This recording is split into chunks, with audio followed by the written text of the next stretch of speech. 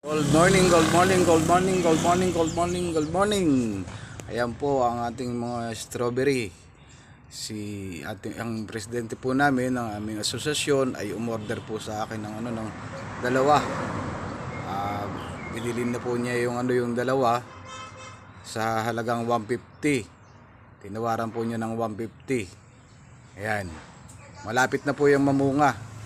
At kapag kayo ay bibili, ay ituturo rin po sa inyo kung paano po i-propagate at kung paano siya pabungahin at kung gaano siya katagal bago ho siya mamunga.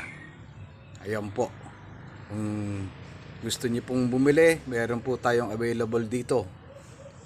Yung sa aming presidente po ay 150, tinawaran po niya.